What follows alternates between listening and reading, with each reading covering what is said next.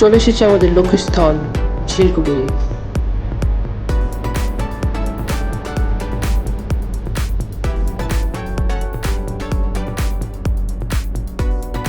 এই সেই ঝিলকুটির আমাদের স্বপ্নের ঝিলকুটি, ঝিলের মধ্যে যে কুটির তার নাম ঝিলকুটির। পাশে সুন্দর বিকেলবেলায় খাওয়া খাওয়ার একটা ব্যবস্থা।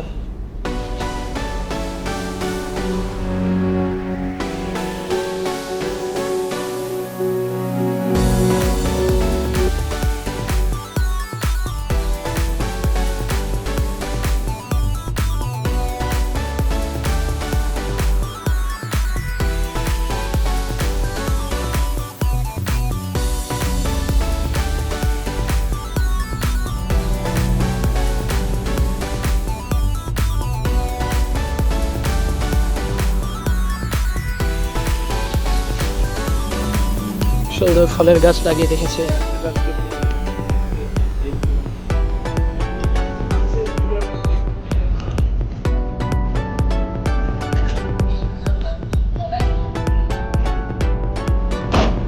এই হলো আমাদের স্বপ্নের ঝিলকুটির কামরাঙ্গা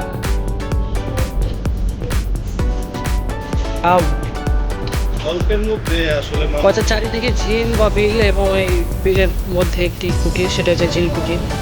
সাথে যে বিভিন্ন ফলের গাছ, পেয়ারা গাছ এবং লাউ গাছ, একটা প্রকৃতির মধ্যে থাকার মতো অসম্ভব সুন্দর একটা জায়গা।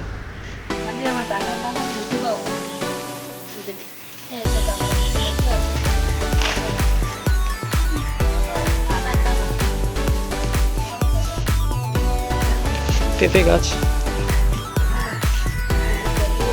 সেটা বেগুন গাছ, সে সাথে বাতাবি লেবু গাছ। এটা কি গাছ?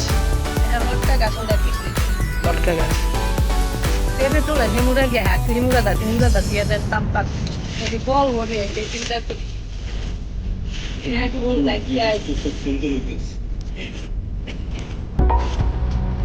পেঁপে কি পাকা আছে? তাহলে তো আমাদের খাওয়ার কিছু, খাওয়ার মধ্যে এখন খালি ওই গাছে দুইটা আম আছে।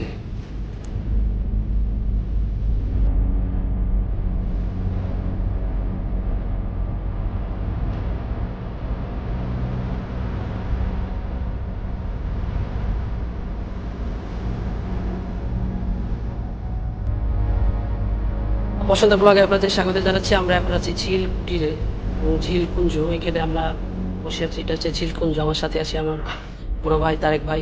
তারেক ভাইয়ের কাছে শুনবো তার এই ঝিলকুটিরে আসার পরে তার অনুভূতিটা কেমন আর কি। তারেক ভাই। আলহামদুলিল্লাহ, অনেক ভালো লাগতেছে ঝিলকুটিতে এসে। এটা আসলে মুন্সিগঞ্জ জেলা গজারিয়া থানার ইমামপুর ইউনিয়নের একটা জেলের মধ্যে এই কুটিরটা তৈরি করা হয়েছে। এটা খান সাহেব তৈরি করছে আর কি। আর এটা একটা সুন্দর নামকরণ করা হয়েছে, যেহেতু জেলের মধ্যে, তাই এটার নামকরণ করা হয়েছে ঝিলকুটির। তো আসলে না দেখলে বিশ্বাস করার মতো না, অল্প একটা সীমিত পরিসরে একটা জায়গার মধ্যে এত সুন্দরভাবে উনি এই ঝিলকুটিটা সাজানো হয়েছে।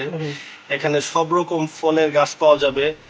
তারপর আপনার এখানে নার্সারির মতো করা হয়েছে। তারপর এখানে আপনার লাউয়ের বাগান করা হয়েছে, বেগুনের বাগান করা হয়েছে, পাকা পাকা পেঁপে আছে। তো অনেক আসলে অসম্ভব সুন্দর একটা ব্যাপার। এটা আসলে নিজের চোখে না দেখলে বিশ্বাস করার মতো না।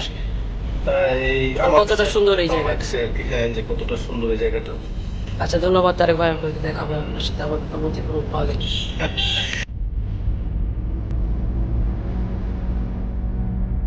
সে জিলের এই মানুষজন রাতে থেকে আমরা একেবারে বলতে আমরা যেতে হয়েছিল। আমরা আসলে এই যে নাস্তা অলরেডি চলে এসেছি। আমরা আসলে এসেছিলাম দেশের আশপাশের অবস্থা নিয়ে এর আগে একবার এসেছিলাম। চারিদিকে পানি ছিল না, শুকনো ছিল, কিন্তু আমার একটা আকর্ষণ ছিল যে যখন চারিদিকে পানি থাকবে সেই সময় হিসাবের অবস্থাটা দেখি। এখানকার মানুষজনের যে এত আতিথ্যতা, এখানে আসার জন্য আপনার নৌকা আসতে হবে, তো ওনারা নিজেরাই নৌকা পেয়ে আমাকে নিয়ে আসবে। এটা অসম্ভব। এখানে আমার তারেক ভাই খাচ্ছে আমের আচার। ভাই, আমের আচারটা কেমন? ফাইন, খুব ফ্রেশ লাগতেছে। সাথে আছে আমটা এবং যারা কি বলে আমার মহিলা সাবস্ক্রাইবার আছেন, তারা মানে দেখেন কিন্তু যাতে রস না পড়ে, এটা নিজ দায়িত্বে রস ফেলবেন, জীবের রস আসলে সেটা নিজ দায়িত্বে চুষে নেবেন, এটা আমার করার কিছু না। যাক, চাচি আমাদেরকে নাস্তা করতে দিয়ে ইতিমধ্যে চলে গেছে রাস্তা থেকে চাচাকে নিয়ে আসার জন্য, কারণ আমি আগেই বলেছি ঝিলকুটির থেকে মূল রাস্তায় যাওয়ার একমাত্র বাহন হচ্ছে নৌকা। বর্ষাকালে চারিদিকে পানি জমে থাকার কারণে নৌকা ছাড়া তাদের চলার কোনো গতি নাই, কিন্তু বর্ষা ছাড়া অন্যান্য সময় সাধারণত পায়ে হেঁটেই যাওয়া যায়। সালাম আলাইকুম। আচ্ছা, ভালো আছেন আপনারা?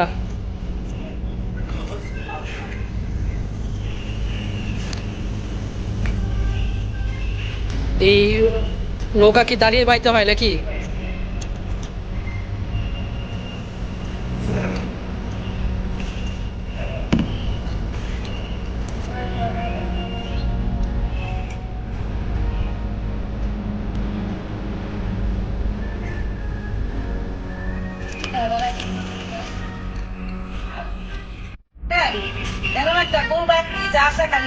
বিকেল বেলা এই কারণে লাইট গুলো বোঝা যাবে, সন্ধ্যার পরে হয়তো লাইট গুলো অসম্ভব চমৎকার হয়ে যাবে।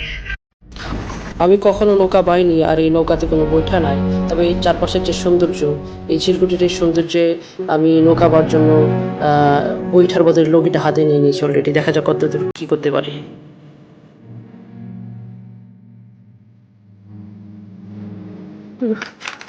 আমরা আসলে নতুন একটা মাটির সন্ধান পাইছি। ঠিক আছে, তো এখন ওনার এই জিলকুটির থেকে আমরা এখন চলে যাব গন্তব্যস্থলে।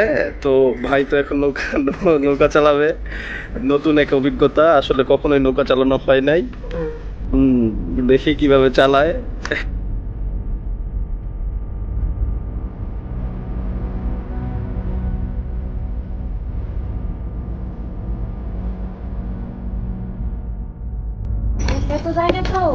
আমরা অপরূপ এক সৌন্দর্য বর্ধিত এক স্থান থেকে আমরা চলে যাচ্ছি।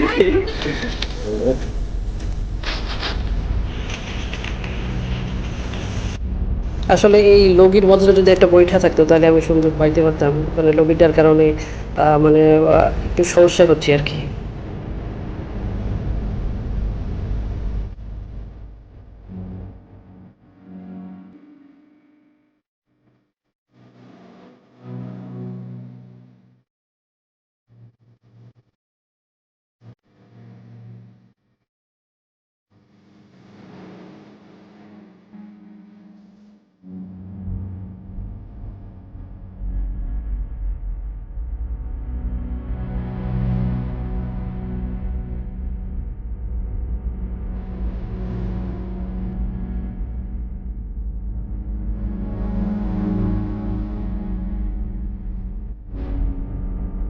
এগুলো আমন ধান, যতদূর চোখ যায় শুধু সবুজ আর সবুজ, আর এই আমার বাংলাদেশ।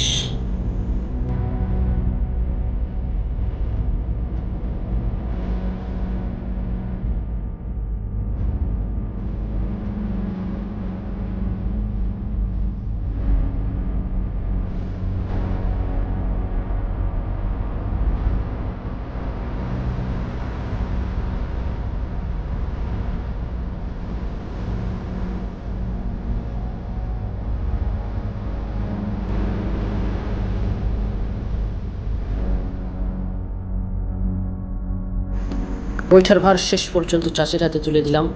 চিরকুটির বর্তমান মালিক এই চাচি।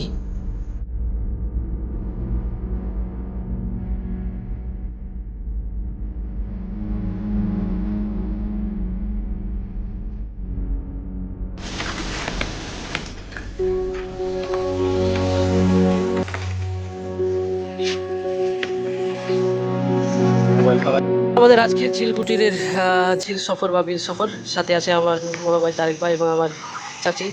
চাচি, আপনাকে একটু কষ্ট দিলাম আজকে, এই আপনার একটু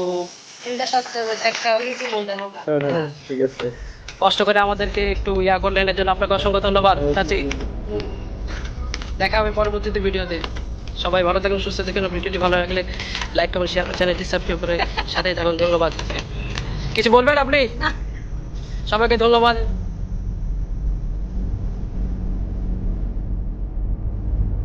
বিদায় চাচ্ছি, ভালো থাকবেন, দেখা হবে আবার যে কোনো সময় আপনার এই চিরকুটিরে। সে পর্যন্ত ভালো থাকুন, সুস্থ থাকুন।